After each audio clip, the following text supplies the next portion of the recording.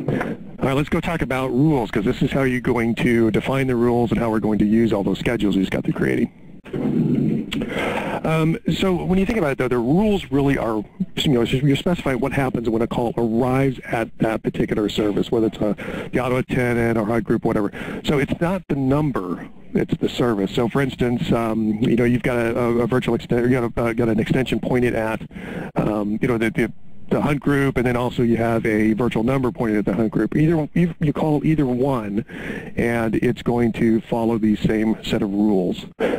If you go in and take that virtual number and move it to, a different hunt group, or move it to a different, move it to an auto attendant, the rules do not follow that. They stay with that hunt group. They stay with the entity that you built it on. Any of the rule processing that occurs, it's going to occur before any special, processing that particular device has. So, if, for instance, the HUD group has rules around it when a call comes to it. If there's nobody available, routes to busy or whatever, right? So there's certain rules that it has in place, but these actual these particular rules will go in front of that, so they'll take effect before it gets routed to the auto attendant or HUD groups. And then just for internal information, this is actually a feature that gets used in BroadSoft called call forward selective, and they're getting basically you can apply these to the auto attendants, the hunt groups, and the call center queues. What we do, though, from if you're on the support side and you log in and to BroadSoft and you look at the hunt groups and you go, well, I don't even see the call forward selective service assigned to this hunt group. What's going on? We actually do a dynamic assignment of these. So until you apply a rule to a hunt group, for instance, the call forward selective service is not even assigned to that hunt group. And I believe that when you delete all the rules on that one, that we unassign that call forward selective rule. So we're trying to be a little bit more conservative, conserving some of these licenses with BroadSoft by not using them if you're not applying rules. So let's talk about the different the changes that you're going to see then and how you apply these. So this is the standard hunt group dialog with a few modifications. This is what it looks like now with the advanced call routing in place. One is a time zone, and the time zone is very key because if you've got a hunt group that is meant to go in your New York office, you want to make sure that you set the time zone on a hunt group to be New York, because that's the time that these rules are going to take effect. If you notice, when I built the business hours and the other schedules on the calendar, nowhere did I specify a time zone.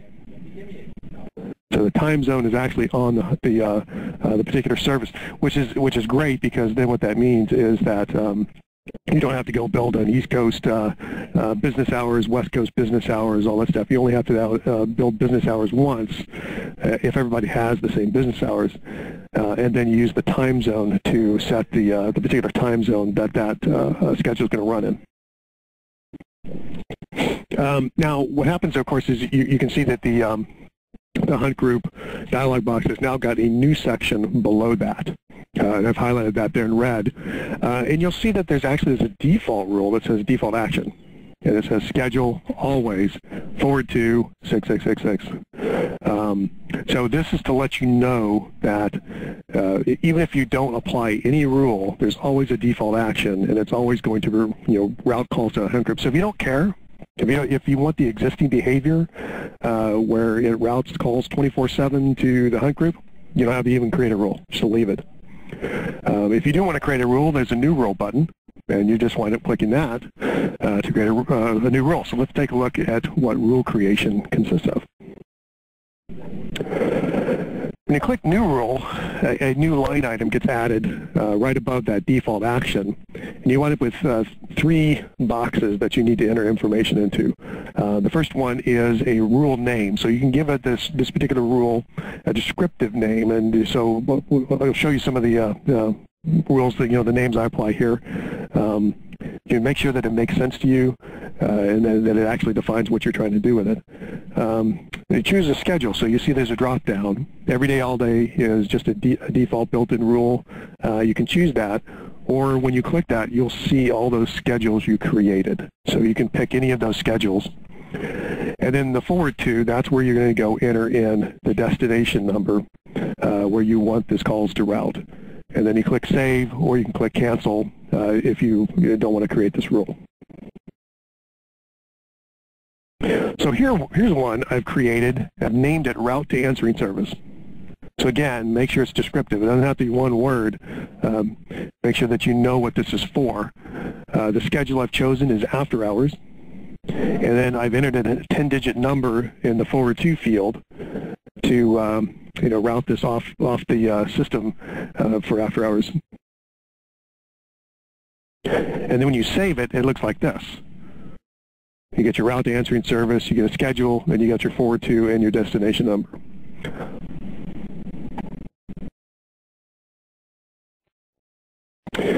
Now, what I've done here is I've actually created a second rule. So I've clicked new rule, I've gone through, I've entered in, the name is holiday routing. I've chosen the holiday schedule that we created.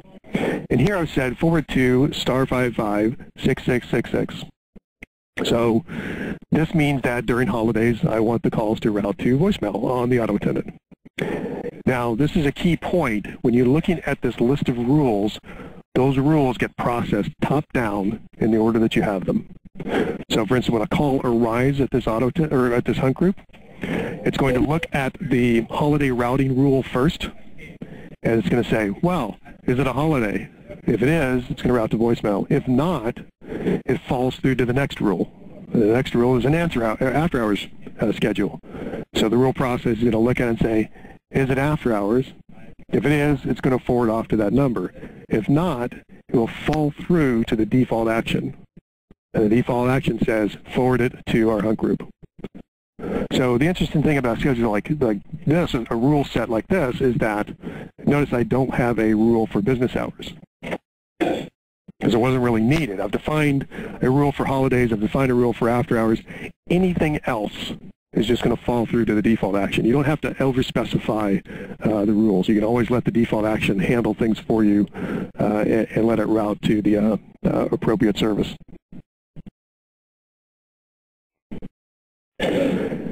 Now you notice, in fact, if I flip back here real quick, you'll see the schedule call routing text, which is above the rules part, and there's this red off slider there. So all this time we've been adding these rules to the schedule. The rules are not active yet. So you just move the slider over, and then it'll hesitate a little bit, then it'll come back and it'll say scheduled call routing settings have been updated. And when that happens, these rules are now active. Calls are coming in and they're now being processed according to this rule list.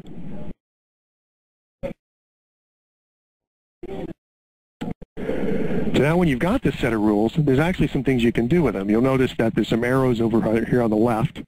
You can actually rearrange these rules. So if you wind up creating the rules in some order that you really didn't mean them, you don't want them to process in that order, you can rearrange those rules so that they're in the correct order. You can also pause individual rules. So, for instance, you've got this, there's a route to answering service. Let's say the answering service is down for some reason, and you really just want the, you don't want the routes to the answering service now. You don't care that it's going to go to the auto attendant. That's fine, or the hunt group. That's fine. So you can just come over here and slide the slider to the off position, and when you do that, that rule becomes suspended and no longer processes. Everything will fall through to this default action. Then you can also turn off all the rules. So if you don't want any rule processing, you want everything going to this hunt group again, just slide that over and it'll turn the rule processing off. Now the nice thing about this, of course, is that it means you don't necessarily have to go through and delete these rules and then recreate them. You can either pause them or you can turn off all the rule processing and it'll keep your rules for you when you're ready to use them again. On the right side, you see that there's also an edit and a delete icon. So you can go back and you can make changes to any rule you create. You can also delete those rules. So let's take a look at call center queues. you'll notice that when we create these, there's this rule list. It's going to be the same for all of these different services. So that way, at least you've got some familiarity as you're jumping back and forth between these. So for the call center queue, when you go to that and you edit a call center queue, you get a dialog that pops up, and you've got these various tabs. The queue profile is the default tab that'll show, but you click on the call routing tab, and when you click on that, you'll see that down below is this rule list. Right? So this is the rule creation. Basically, it's exactly the same as the hunt group. So there's no difference there. In fact, we kind of go through this and create a quick set of rules again. So in this particular case, there's a rule name for holidays. For the holiday schedule, we're going to forward this to the voicemail for this this call center queue. And then I said, okay, well, let's do a route to after hours. And for after hours, I'm actually routing it off to another hunt group. So again, as long as there's an extension on the system, you can route that off to it. So that's how you do. So the call center queue, basically, those are exactly the same as doing hunt groups. So there's no difference there. Now, the one thing that you will note is the location of the time zone. In fact, the call center is the only one that actually has a time zone setting on it today. That's actually on the queue profile. So just, again, make sure that you recognize that there is a time zone setting. It happens to be on the queue profile tab. We're not going to move it from there. It'll remain there since it was there before.